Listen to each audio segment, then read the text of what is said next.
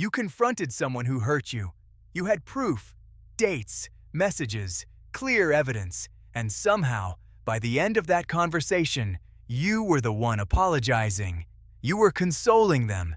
You were labeled the aggressor, the unstable one, the problem. The original issue vanished entirely.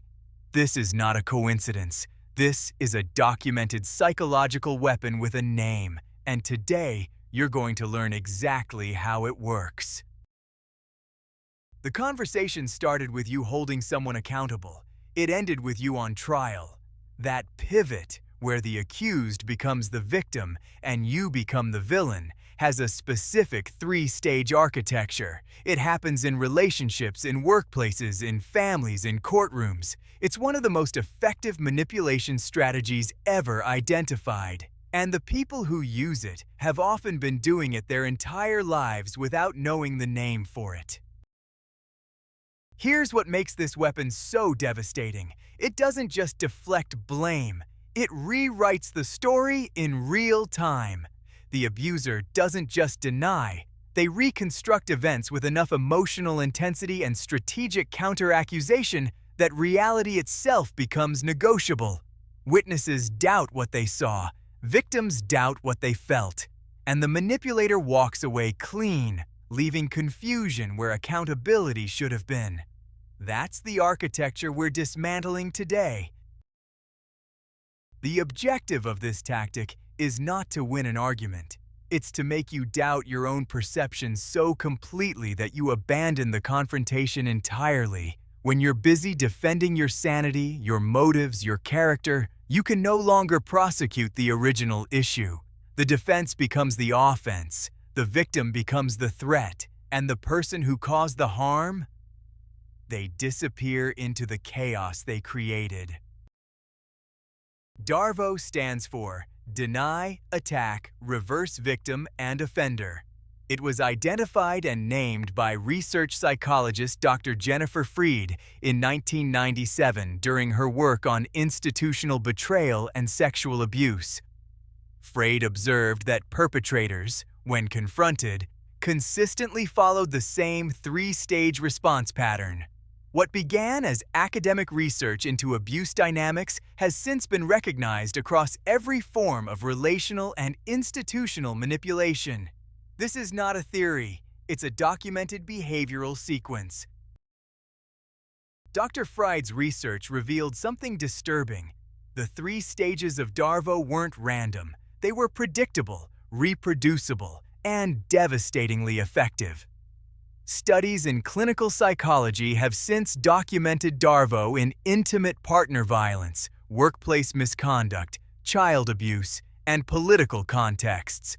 It appears wherever power and accountability collide. The fact that it has a name is itself a form of protection, because naming a weapon is the first step toward surviving it. The three stages don't always run sequentially, and they can escalate in intensity depending on the stakes, but they work as a system. Denial buys time and introduces doubt. Attack redirects focus to the accuser's character and motives. And the reverse, the flip from offender to victim, exploits social dynamics and empathy to complete the narrative hijack. Together, these three moves create a psychological maze the target often can't escape without outside help. Some practitioners of DARVO are fully conscious of what they're doing. Others have developed it as an instinctive survival strategy, honed over years of avoiding accountability. Both are equally dangerous. The person using DARVO doesn't need to know the term to use the technique. What matters is the structural pattern. Deny, attack, reverse. Whether it's calculated or reflexive, the impact on the target is identical, and the defense against it remains the same. Stage 1 is denial. The most aggressive form is flat denial, a full-stop rejection of what happened. That never happened. You're making things up. I have no idea what you're talking about. Delivered with confidence and conviction, flat denial is designed to make the accuser feel delusional. It works because most people are conditioned to doubt themselves when confronted with unshakable confidence from someone they trust or once trusted. Softer denial is more insidious. I don't remember it that way. That's not what I meant. You're interpreting things wrong. This version doesn't call you a liar, it just positions your perception as unreliable. It's grammatically deniable, emotionally loaded, and almost impossible to disprove in the moment. Soft denial seeds self-doubt, and self-doubt is the most effective silencer there is. You start second-guessing before you've even finished your sentence. When you bring evidence, screenshots, emails, dates, witnesses, denial enters its third form, evidence dismissal. That's out of context. Those messages were edited. Your witness has their own agenda. The goal is not to disprove the evidence. The goal is to introduce enough doubt that the evidence loses weight. In a social context, this works. Audiences don't require proof of tampering. Merely suggesting it is often sufficient to neutralize even airtight documentation. The fourth form of denial is avoidance. Walking out of the room mid-confrontation, refusing to respond to messages, going silent for days after an accusation, stonewalling as denial sends a message. Your accusation is so beneath me I won't dignify it. But the real function is to buy time, reset emotional equilibrium, and allow the manipulator to construct their counter-narrative before the next engagement. The silence is strategic. It is not peace. It is preparation. Stage 2. Attack begins the moment denial starts losing ground. The pivot is usually sharp and sudden. One moment you're discussing their behavior. The next, your character is on trial. You've always been jealous. This is exactly the kind of thing you do. Everyone sees how you treat people.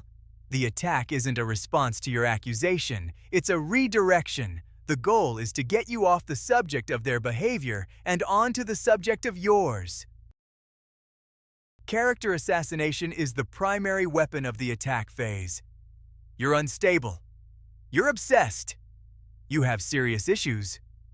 No one believes you anyway. These statements do double duty. They discredit your accusation and they damage your credibility with anyone watching. The most effective attacks target the traits that make you trustworthy: your reliability, your emotional stability, your motives. Strip those away, and the accusation loses its carrier. No messenger, no message.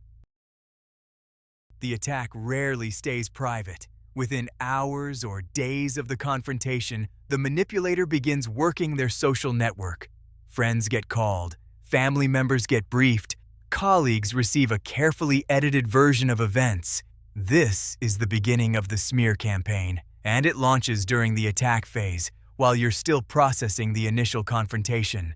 By the time you start telling your side, the narrative has already been seeded. You're playing catch-up in a game you didn't know had started. The attack phase works because it violates the logic of the confrontation. You came to discuss a specific incident. Now you're defending your entire history, your mental state, your reputation. The shift is so disorienting that many targets simply shut down or abandon the original point entirely. This is the intended outcome: not winning the argument, ending it. Confusion is not a side effect of DARVO. It is the mechanism. The attack phase creates the smokescreen. The next stage completes the reversal. Stage 3, Reverse Victim and Offender, is where DARVO achieves its most complete form. The person who caused harm becomes the one who is suffering. Look at what you're doing to me. Do you have any idea how this makes me feel? I'm the one being abused here. The emotional volume escalates dramatically. Tears, visible distress, physical withdrawal. The performance of victimhood is engineered to trigger empathy and to redirect the social narrative in their favor. Victimhood in the reverse phase is a performance calibrated for an audience. Whether that audience is a partner, a friend group, a family system, or an HR department, the goal is the same. Generate sympathy, generate doubt, generate protection. The manipulator doesn't just claim to be hurt. They escalate the claim until it eclipses your original accusation. By the time the performance peaks, the question is no longer, "What did they do?" It's, "How could you do this to them?" The reverse phase is most powerful when witnesses are present. Bystanders, friends, family, co-workers are caught between two competing emotional claims, and without full context, most people default to the louder, more dramatic version. The manipulator knows this. Their distress is genuine in effect, even if not in origin. The social system rallies around the person performing victimhood. The actual victim is now doubly isolated, disbelieved by the person who harmed them, and abandoned by their community. The reverse phase reaches completion when the target begins apologizing, comforting, defending. The person who was harmed is now managing the emotions of the person who harmed them. This is not an accident. It is the designed endpoint of DARVO. You came into that conversation with a grievance. You left carrying their pain. Your wound was never addressed. Their wound was never real. But the roles are now firmly established, and changing them will take enormous psychological work. DARVO works most effectively on people with high emotional empathy.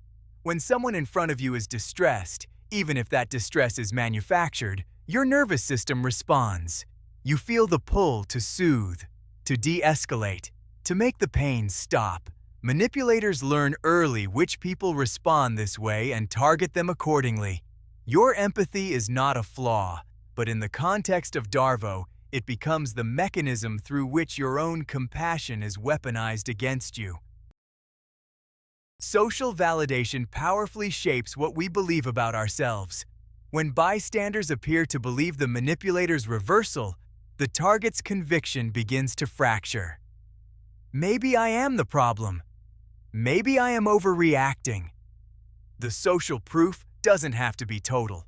Even partial validation of the manipulator's performance is sufficient to introduce crippling self-doubt, and self-doubt is the target's permanent residence in a DARVO relationship. That doubt keeps them quiet, and silence protects the person who caused the harm. A single DARVO event is disorienting. Years of repeated DARVO create a condition researchers call chronic reality distortion.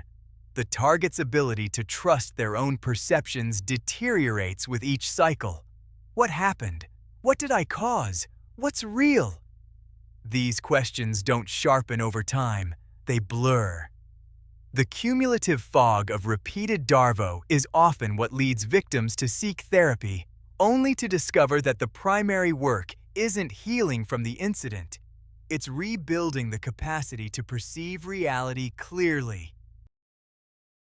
DARVO delivered by someone in a position of authority, a parent, an employer, a doctor, a partner with financial control, carries exponential weight. The power differential amplifies every stage. Denial is more believable from authority. Attack is more damaging from a position of social credibility, and the reverse is more effective when the performer controls access to resources, community, or safety. DARVO from a peer is manageable. DARVO from someone who controls your life is a different threat entirely. In professional environments, DARVO appears most often when a subordinate is held accountable by a peer or when a whistleblower reports misconduct. The accused employee suddenly files a counter-complaint of harassment against the person who reported them. The performance review becomes evidence of targeting. The HR process gets weaponized. Institutions are particularly vulnerable because they operate on formal procedure, and DARVO exploits formal procedure by making the accuser look like the agitator. Documentation and a witness are your only reliable defenses here. Family systems are DARVO's most protected environment because the social stakes are highest and the historical relationships are most complex. A parent confronted about neglect or emotional abuse responds, "After everything I've sacrificed for you, this is how you repay me." A sibling who caused harm becomes the family's martyr the moment they're held accountable. Family DARVO is particularly effective because the target is already conditioned to question their own perceptions by years of accumulated dynamics. Escaping it often requires professional support. In romantic relationships, DARVO runs on a predictable cycle. You discover infidelity and confront it. Suddenly, your snooping becomes the primary issue. You set a boundary. Suddenly, you're controlling. You express hurt. Suddenly, you're emotionally abusive. The original violation disappears inside the counter-accusation. Over time, the pattern installs a specific belief. If I raise an issue, I become the problem. That belief is self-silencing, and silence is the most effective form of control a manipulator can achieve without ever lifting a hand. Institutions, schools, religious organizations, government bodies, legal systems are among the most dangerous arenas for DARVO because they have power, resources, and formal procedures the manipulator can exploit.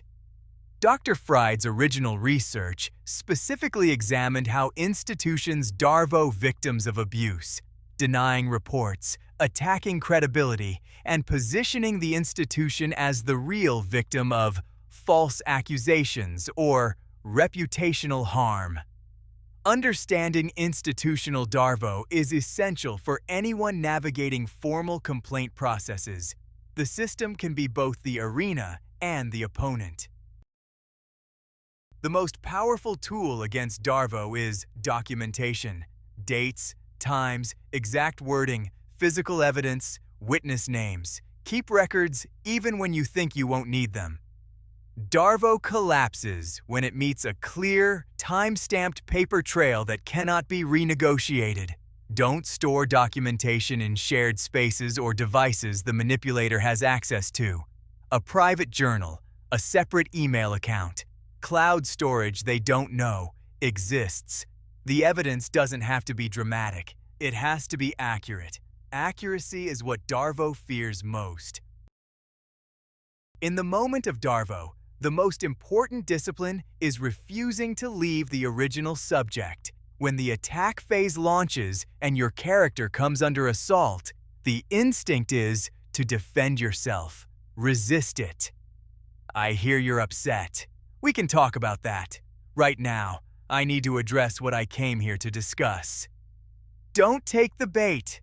Don't defend your motives, your history, your stability. The moment you do, you've abandoned your position. Stay grounded in the original issue. That's where your power is.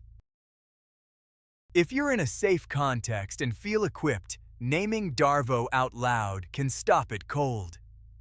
What you're doing right now is called DARVO. You're deflecting from what I raised, attacking my character, and claiming to be the victim. I won't continue this conversation under these conditions. Then disengage. DARVO requires your continued engagement to function. Removing yourself from the dynamic disrupts the cycle. The manipulator has no audience to perform for, and you preserve your psychological clarity for the conversations that actually matter. Every manipulation tactic we cover on this channel follows a pattern. Once you understand the pattern, you own it. It can't own you. DARVO lives in the dark. You just turn the light on. If this helped you understand something you've lived through, subscribe to Deception Circuit. New episodes every week. Share this with someone who needs it. And if you want to go deeper, the next episode is already queued. The circuit doesn't stop here.